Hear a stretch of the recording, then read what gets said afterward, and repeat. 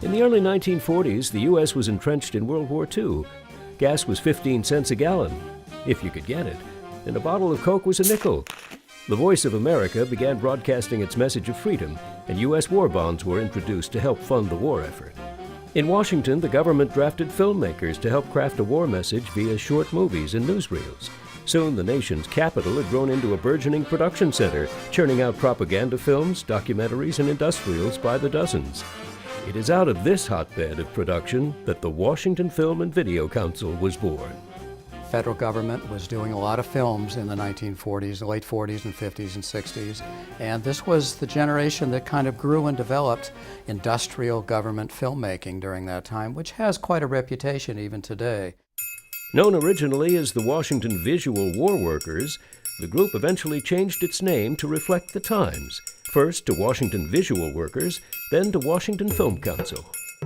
From film strip projectors without a gong to widescreen double-speed show scan, council members saw and experienced it all.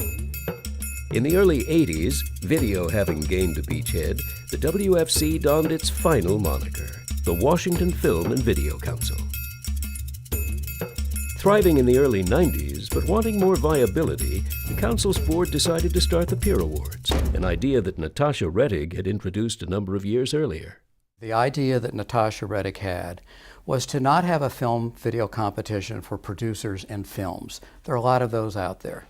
But to have one which would also recognize the filmmakers, the many people who work on and contribute to the film community here in the Washington area. Reatig had founded the Rosebud Film and Video Festival in 1990 and noticed that, while excellent in quality, many of the submissions did not fit the experimental scope of her competition. It became evident to me that there needed to be a place for the recognition of these works in the tri-state area. And so about 5 years into Rosebud, I joined the Washington Film and Video Council as a member in order to begin to promote the idea among the board. Jeff stepped up to the plate, a number of other members of the board. We then announced it to the membership, other people stepped in, and we were off and running. It became pretty clear after a point in time that the Washington Film Video Council as a group didn't really need to exist. It really was the Peer Awards. And therefore the Washington Video Council really just faded away. The Peer Awards moved ahead as its own entity. The next year, the orphaned Peer Awards found a caring foster mom in Susan Karen, who closely guarded its integrity. But without the volunteers and backup support of a parent organization, the future was looking sketchy. Meanwhile, the ITVA Video Festival, which had operated successfully for many years, was stagnating. It had rigid categories that spotlighted titles and works rather than the people behind the work. Adding the peer categories would be the perfect fix. We could actually grow our membership and in turn have a really successful Peer Awards festival that would not only keep the categories from the old ITVA Video Festival, but include all of those creative categories for individuals that the Washington Film and Video Council had used in their Peer Awards. An auspicious marriage was imminent.